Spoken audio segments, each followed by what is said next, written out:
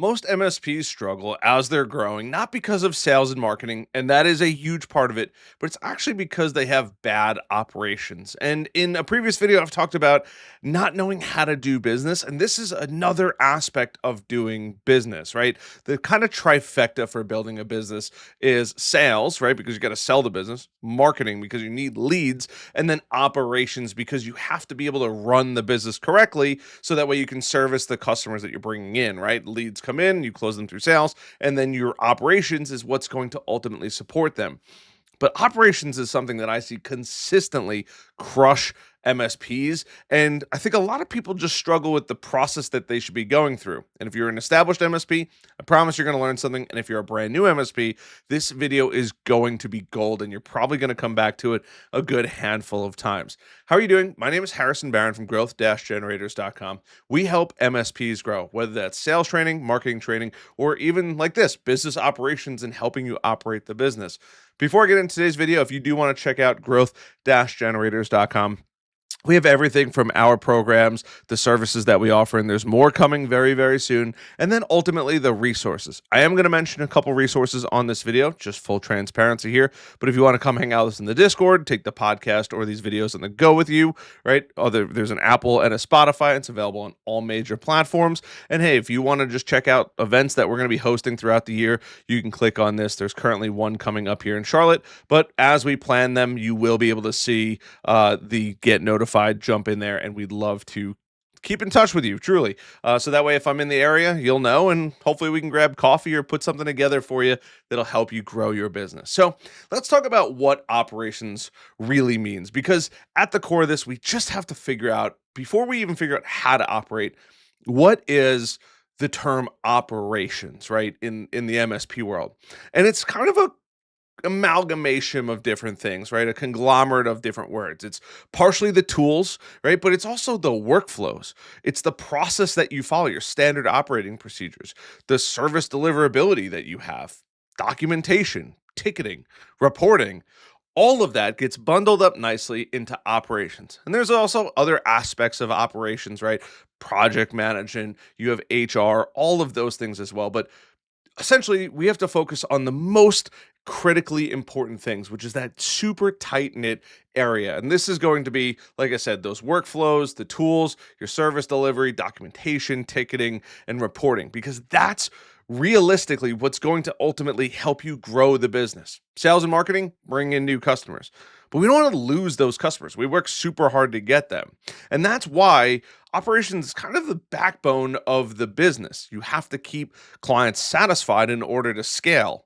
If you do a really bad job at keeping clients happy and operating correctly, you're never going to quite get as far as you really want to get. And that, in my opinion, is the worst, right? And I see operational failures all over the place. And sometimes it's good, sometimes it's bad, right? And sometimes it's as simple as somebody doesn't want to fire an employee, or they know that they're missing somebody, but who is that actual person, right? We have to define what that person is. So let's talk about some of these areas to focus on when it comes to your operations. And even if you're a new MSP, you're going to be drinking through a fire hose, and I apologize about that. But I think a lot of MSPs miss a couple of these, and that is really going to help take you to that next level. So we're going to start out with ticketing and workflow systems. Now, it doesn't particularly matter what tool you actually use, right? You have to be able to ticket and have a workflow. Now, we've talked about workflows in sales, and that's super important, right? And having processes, but we also need those processes on the back end, right? You're going to be using your RMM tool, your remote monitoring and management tool, and your PSA, your professional services automation tool. And both of those kind of get interlinked with your service level agreement, the agreement that you send to the client and say, hey, this is what we're actually going to do for you when you spend all that money with us every single month. And you guys are probably familiar with Atera and all of that. You guys already know I love SuperOps, and I was just pulling it up here. I wanted to make sure that they did something that I'm going to be going into in the video at some point, but that is going to be project management here. And you'll see that they have a whole projects area with project management. I've seen it in the back end. I just didn't feel like pulling up the entire system to go through it. But SuperOps is a great platform. You have SuperOps, one of my favorites. You have Atera. You have Synchro, although I've been hearing some things about Synchro. So if you're from Synchro watching and you want my feedback on it, I'd love to provide that for you. But then you have other companies, right? You have ConnectWise, you have Autotask, you have some Kaseya companies. I know. I still have to be fair to people, okay? Right? There's plenty of great companies out there. You have Ninja One, you have Halo PSA, right? All of these companies are the tools that you are going to need to actually grow. On the flip side of things, too, you also want to make sure that you're leveraging your CRM, right? If you're not leveraging your CRM as you bring in a new customer, in this case, I love Go High Level and it comes with MSP Heroes, right? And there's an affiliate link down below for SuperOps and High Level. But those things are important because I always tell people I came from the restaurant world. You have the front of the house, the waiters, the waitresses, the bartenders, then you have the back of the house, the people cooking the food, right? Both have two different systems. Your CRM is sales, marketing, right? And bring them through into the back house where the back of the house can actually go do the work, right? And if you don't have good data from the CRM, whatever CRM it is that you're using, you're going to lack information, which you're still going to get some in the discovery day and doing a good onboarding. And I'll be getting into that, right? But you're still going to lack information in the back end. And maybe your technicians and all of that could use that information. But having a great system where you can ticket, you know what you're ticketing, the issues that people are having, they're coming in, you're getting them hopefully resolved in your SLA times, and you can measure those through your metrics and through reports. That's really the most important parts when it comes to ticketing and workflow systems, right? Client's going to have an issue. They're going to come in to your system. They're going to hopefully fill out a ticket or call in, and you're going to fill out a ticket. Then you're going to resolve those tickets and communicate through your RMM and PSA tool. Super, super important. Now, that's one small aspect of the operation. Next, we have to document and make sure that we have standard operating procedures dialed in. Now, there's a bunch of great programs out there. You have IT Glue, Hoodoo, whoever you prefer. I would avoid using Google Docs just because it could be sloppy. Although if you have a way to store that all, but I like Hoodoo personally. They're just a really, really cool company. You can go check them out, hudu.com. There will be all the links will be down below. But you have to document, right? And you're not only documenting the problems that you're having, you're documenting your standard operating procedures. If a client comes in with this problem, then we do this thing, right? And I can't stress this enough, and I'm about to dive into this, but you should be documenting and logging everything from the moment onboarding happens to them leaving and then offboarding happens. I don't know why there's this well, I didn't really do the best documentation, or well, they're gone now and we didn't offboard them appropriately. We don't need more hostile people in this world, right? Do the right thing, pass on the information to the next MSP. It's okay. People get and lose clients all the time, right? But make sure you're onboarding immediately, even from that sales process. And this is why I mentioned Go High Level, right? You're going to be you're going to be speaking to people through that platform. You're going to have marketing information. You're going to be documenting throughout that sale. All of that information then could be then copied and pasted into Hoodoo. So your technicians and your team and you know, and they don't have to go looking into a system they might not have access to, right? Maybe you don't want your service technicians having access to the CRM of all your potential customers or how much money's in the pipeline, right? You might just want to keep that separate. And that's why I love the front of the house, back of the house restaurant analogy. It works really, really well.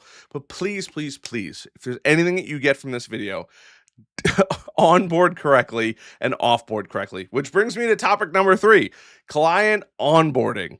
It is insane to me how many people have this ad hoc process to onboard, and there is no offboarding process. It's just this hope and a dream that onboarding is going to go correctly. Now, if you guys are a big fan of the channel, and hold on, before I give you the good stuff, just do me a favor, like button if you want to take it to the next step and you love this channel, subscribe button, notification bell if you really like to see my bald head.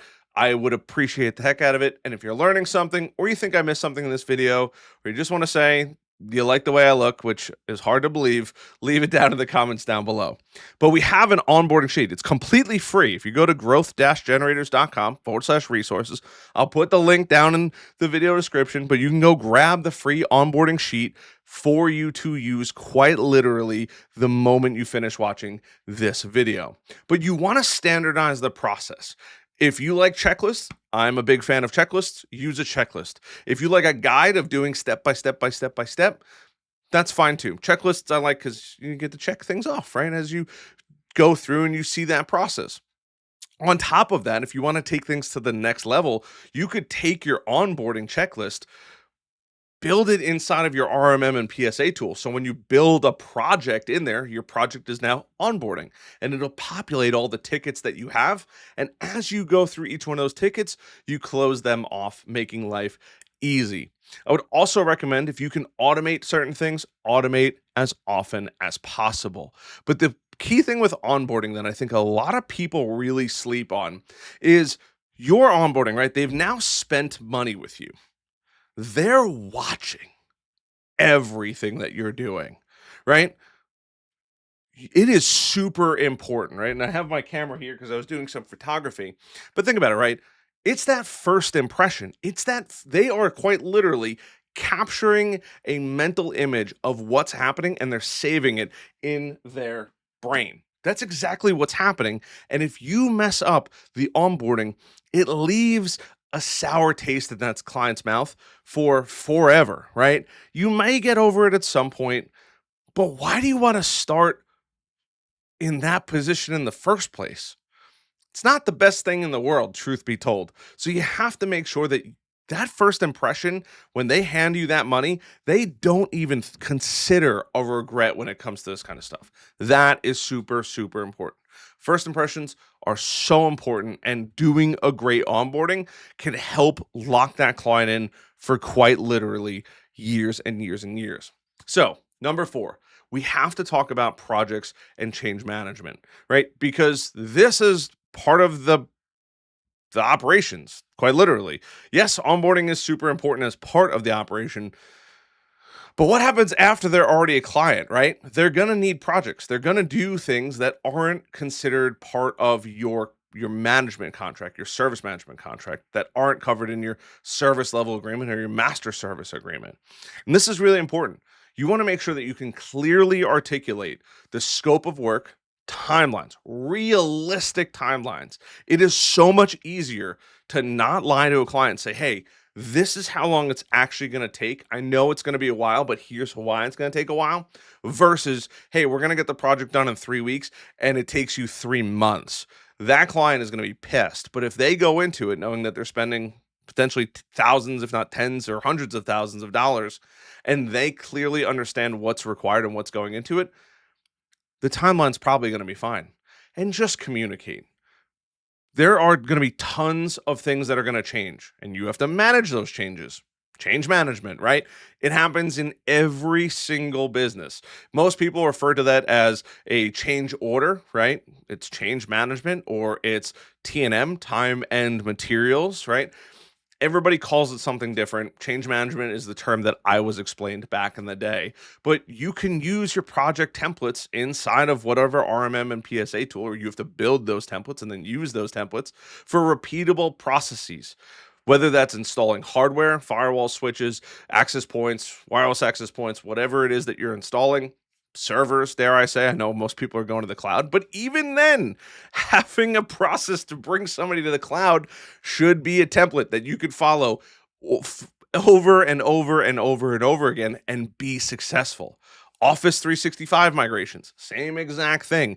Email migrations, whatever it is, domain migrations, DNS setups, all depending on whether or not it falls into your SLA, your service level agreement, should have some kind of project be able to be built out and should be repeatable for every client in the future. So, what tools do we use and what is the stack management? I've spoken about this a little bit here, but I'm fully guilty of this. We all have shiny object syndrome. I know it's crazy, right? But believe me, it happens. We want to keep our tech stack Lean. I know. I just probably told you the worst thing in the world, but it's important. I see sometimes I do audits with the members in MSP Heroes, and they're like, I have all these softwares. You don't need all that software. Truthfully, I even have Bright Gauge pulled up. I was thinking about mentioning it, but like you don't technically need it. It's a great software. It'll give you some fantastic numbers on what's going on in the business as far as data.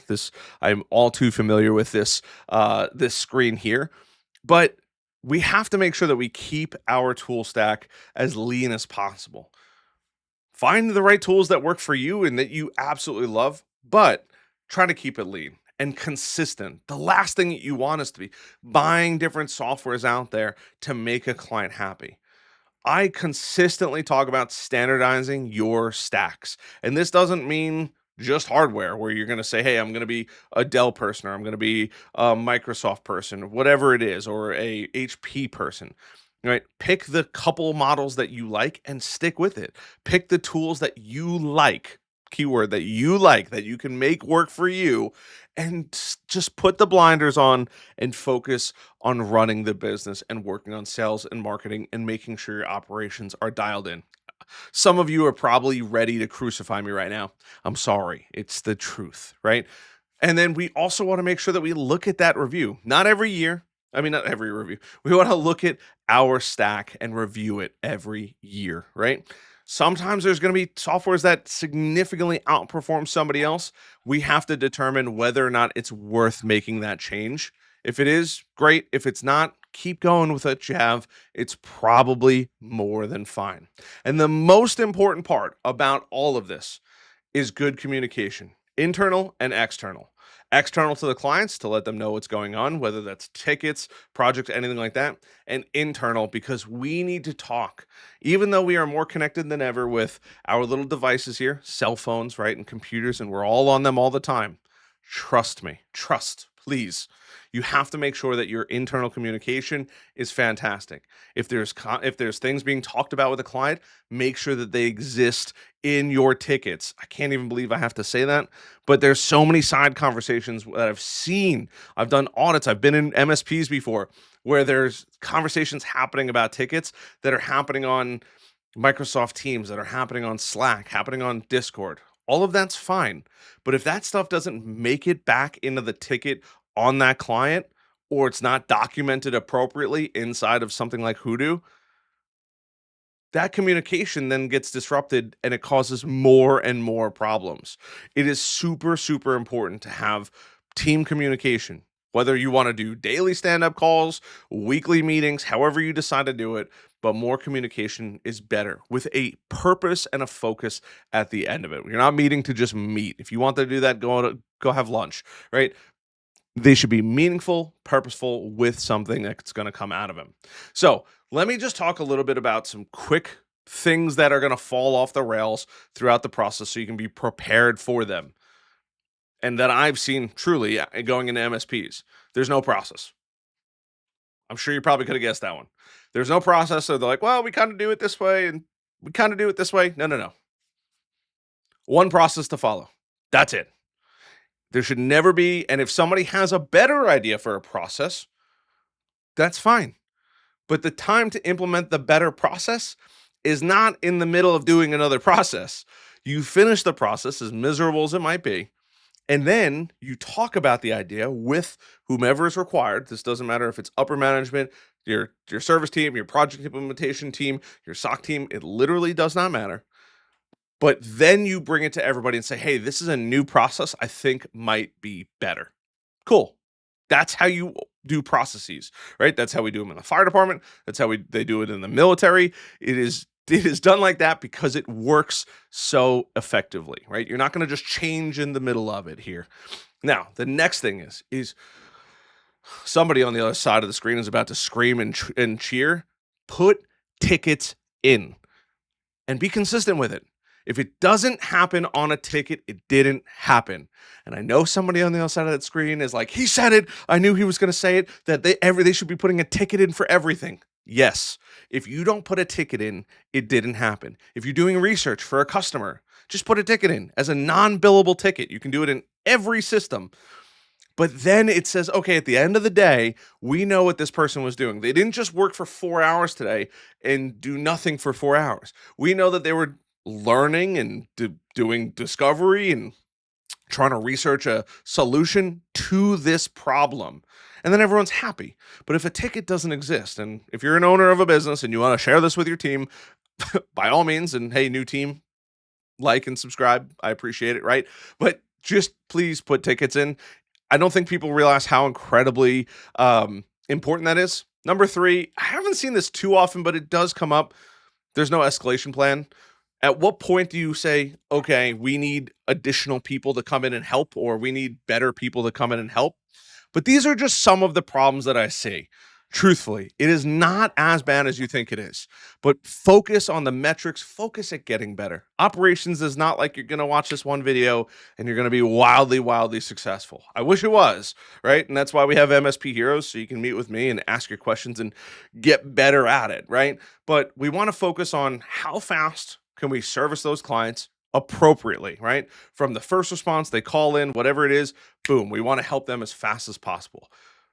How fast do we resolve those problems is another huge one, right? That client wants to work. If they're taking time to and waiting for you to get a hold of you, that's no good. If the tickets aren't getting resolved quickly, and your term of quick may be very different than mine, so I'm not going to give you times on things, right? But if they're not quickly to the point where the client's satisfied, you need to work on those things too, right? Once again, how many tickets are getting resolved, and are we seeing the same tickets over and over again? Pull reports. They are very worth looking at internally. Hey, what are we doing right? What are we doing wrong? You might see some things that you're like, I can't believe Jimmy didn't know how to do this. Okay, that's okay. Let's get Jimmy the training he needs to be able to resolve that every time faster, right? There's scores, I forget the name of it, but it's the likelihood that a customer is going to recommend you, right? And you can ask these, I forget a net promoter score, an NPS score, right? Is how likely a client of yours is to promote you. You probably see it when you buy things and like, take that survey, right? They're getting an NPS score. And usually it's on a scale of like 1 to 5 or 1 to 10. And if it's anything, if it's 1 to 5, if it's not a 4 or 5, it's negative. And if it's not I think 8, 9, or 10, or 9 and 10, it's negative, right? We want to make sure that we truly turn our clients into raving fans. From the moment they spend money with you, all the way through to running and being a part of the partnership, and you two running in parallel together, one helping the other to ultimately allow both companies to succeed. That's the beauty of having an MSP. So hopefully you have found this video tremendously helpful. This was a very, very fun video to make. I don't get to make, I like the longer formats. I like operations, and I'm happy to make more operations videos. If you want me to make, hey, how would you solve this? Or, I keep hearing this, or this is a big topic at a different conference, whatever it is, leave a comment down below. I truly love making operations videos. They're just not the sexiest to grow on YouTube with, truthfully. But hey, if you found this video helpful, like, subscribe, notify, grab some free stuff at our website, growth-generators.com. There's tons of it in the resources/resources. We're just here to quite literally help you grow. I say this all the time. I don't care if you join the MSP Heroes membership. Yeah, it helps me grow the business. Yeah, you get go high level with it. But if I bump into you in 2, 3, 4, 5, 10 years, whatever it is, and you go, hey man, your hair still hasn't grown, but I just want to say thank you so much for helping me build the business, and your videos helped me get to where I wanted to go. Truly, it's all I care about. I love the heck out of every single one of you guys. I appreciate you guys consistently watching my videos, and I work super, super hard on bringing you the best videos in the MSP space, at least as far as sales, marketing, and operations goes. And I'll see you guys on the next one. Till then.